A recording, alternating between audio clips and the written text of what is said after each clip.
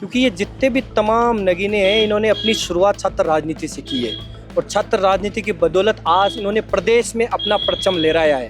तो ये वो लोग हैं जो छात्र राजनीति के नगीने हैं। सरकार से इसीलिए आज ये निवेदन कर रहे हैं कि ये नगीने ही छात्र संघ चुनाव की मांग कर रहे हैं, क्योंकि आज जिस भी प्लेटफॉर्म पे ये पहुंचे हैं ये बतौर छात्र संघ चुनाव पहुंचे हैं।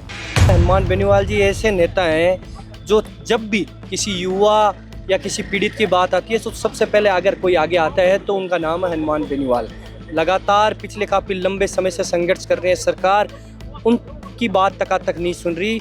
उस बात सुनना तक दूर, उनको परेशान करने का, जैसे घर की बिजली काटना, ये सब चीज़ें क्या दर्शाती है कि आप एक आम युवा जो संघर्ष करके आज यहाँ तक पहुँचा उसको दबाने का प्रयास करते हैं। और छात्र राजनीति से निकला हुआ नेता कैसे संघर्ष कर सकता है, और जो परिवारवाद की राजनीति से निकले नेता हैं उनको एक दिन ये बोलो कि एक दिन आपको सड़क पर बैठकर संघर्ष करना है। मैं ये वादा करता हूँ कि कौन से नेता आगे आएंगे वो देखना, जो नेता छात्र राजनीति से निकले वो सबसे आगे आपको मिलेंगे। तो निवेदन रहेगा अशोक गहलोत जी से भी, जो आपने डिसीजन लिया था सोशल मीडिया के माध्यम से, आप बताइए कि हमारी सरकार ने उस समय ये डिसीजन गलत लिया, हमसे गलती हुई है और आगे आने वाले समय में हम युवाओं के लिए काम करेंगे और जल्द से जल्द बीजेपी सरकार को छात्र संघ चुनाव बहाल करने होंगे। कि भजनलाल जी ये वो लोग हैं जो आपकी सरकार में बैठे हैं और बतौर छात्र संघ चुनाव, छात्र राजनीति से निकलकर ये लोग आपकी सरकार में आज मंत्री एमएलए हैं। तो आगे आने वाले भविष्य में उन युवाओं को मौका दिया जाए जो संघर्ष कर रहे हैं। अगर निश्चित समय पर अगर छात्र संघ चुनाव की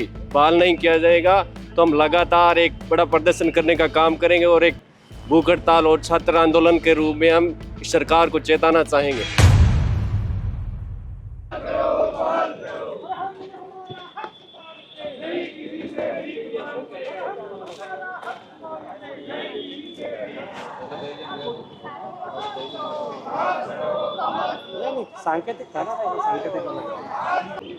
नमस्कार दोस्तों, मैं हूं हरी और आप देख रहे हैं भारत रफ्तार।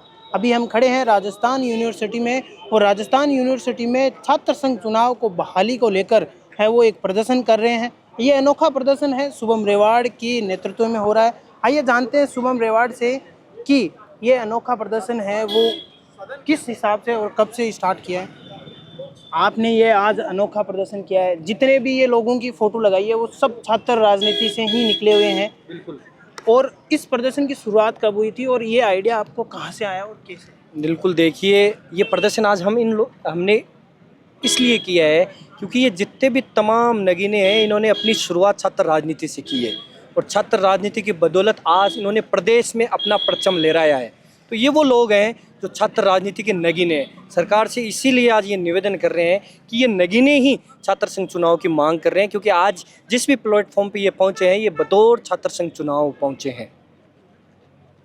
इसमें से हनुमान बेनीवाल ने आपका पिछली बार साथ दिया था, इसके अलावा अभी हनुमान बेनीवाल से इस बार भी आंदोलन में साथ देने की बात हुई? बिल्कुल, देखिए हनुमान बेनीवाल जी ऐसे नेता हैं जो जब भी किसी युवा या किसी पीड़ित की बात आती है तो सबसे पहले अगर कोई आगे आता है तो उनका नाम है हनुमान बेनीवाल। लगातार पिछले काफ़ी लंबे समय से संघर्ष कर रहे हैं। सरकार उनकी बात तक नहीं सुन रही।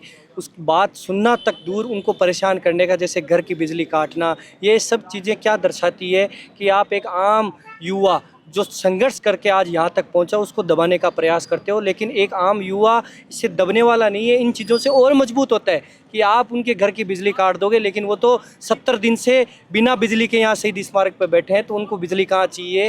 ये सारी चीज़ें तमाम ये गवाह देती है कि एक छात्र राजनीति से निकला हुआ नेता कैसे संघर्ष कर सकता है, और जो परिवारवाद की राजनीति से निकले नेता हैं उनको एक दिन ये बोलो कि एक दिन आपको सड़क पर बैठकर संघर्ष करना है। मैं ये वादा करता हूँ कि कौन से नेता आगे आएंगे वो देखना, जो नेता छात्र राजनीति से निकले वो सबसे आगे आपको मिलेंगे।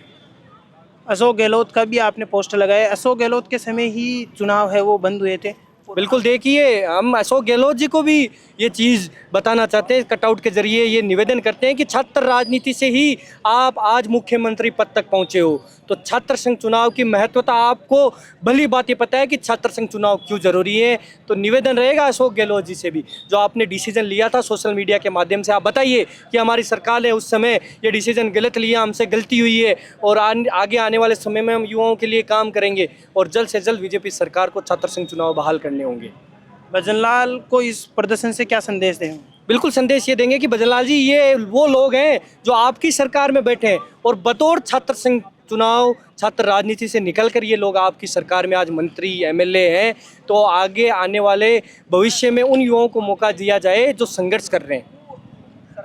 तो शुभम रेवाड़ ने बता दिया कि अशोक गहलोत, हनुमान बेनीवाल जितने भी पोस्टर लगाए हैं उनमें से क्यों उनके पोस्टर लगाए हैं, और छात्र संघ जो चुनाव है उसकी बहाली को लेकर ये जो प्रदर्शन चल रहा है राजस्थान यूनिवर्सिटी में, हम कुछ और छात्रों से भी जानते हैं कि इस प्रदर्शन में इनकी क्या भूमिका रहेगी और आगे ये प्रदर्शन क्या रूप ले सकता है। ये जो प्रदर्शन अभी यूनिवर्सिटी में चल रहा है ये कितने समय तक चल सकता है और कब स्टार्ट हो रहा है?